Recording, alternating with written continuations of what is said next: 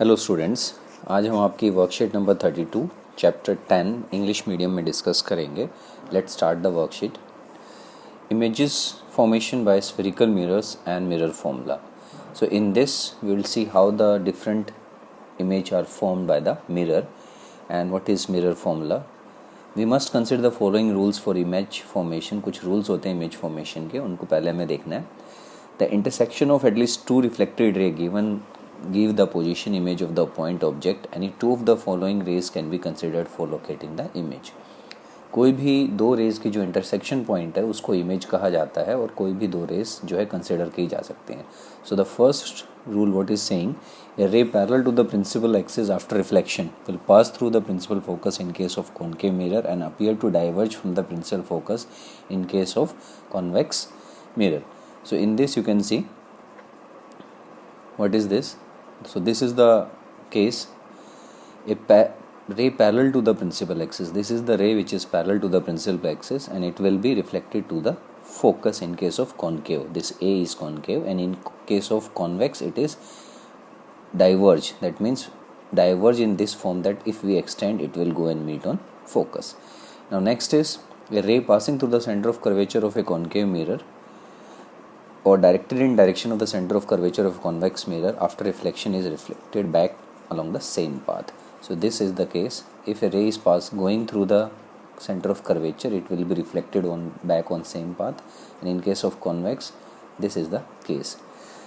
A ray passing through the principal focus of a concave mirror or a ray which is directed towards the principal focus. So this is the case for the third point. When a ray is coming from the principal focus, it will be reflected parallel to the principal axis, and this for the convex.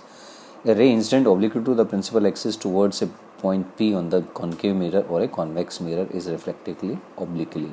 So when it is making some angle with the normal, or you can say principal axis, the same angle will be formed when it is reflected back in case of concave, and in this in case of convex. So these are the different points, 4 points. Now let's see the mirror formula. The diagrams for the different spherical mirrors we'll see in the different slides in this worksheet only. Mirror formula is 1 upon f equals to 1 upon v plus 1 upon u. So what is u? Object distance, v is image distance, and f is focal length. Now relation between radius of curvature and focal length is twice of radius of curvature. You can write it that r is equal to 2f, twice of f, or f is equal to r upon 2. The formula for linear magnification of spherical mirror is m is equal to h2 upon h1. That means height 2 is the image and h1 is object height, or minus v upon u, which determines the sign of m. What is the significance of sign? If m is negative, suppose you get the answer in which m is negative, the image will be real. And if m is positive, the image will be virtual. So this is very important point, you have to remember it. True and false. A ray parallel to the principal axis after reflection will pass through the principal focus in case of concave mirror. True. A ray incident obliquely to the principal axis towards a point P on the concave or convex mirror parallel to the principal axis. False. The angle will be formed will be same. A ray passing through the center of curvature of a concave mirror or directed in the direction of center of curvature convex after reflection is back along the same path. True. So these are the three true and false. Next are some questions. A concave mirror produces a magnified image. The object is placed.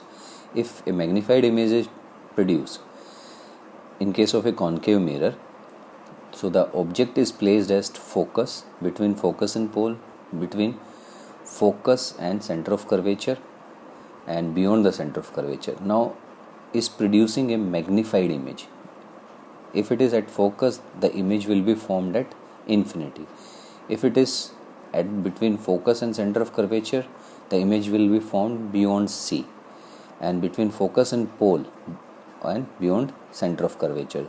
So between focus and pole, when the object is there, a magnified image is formed.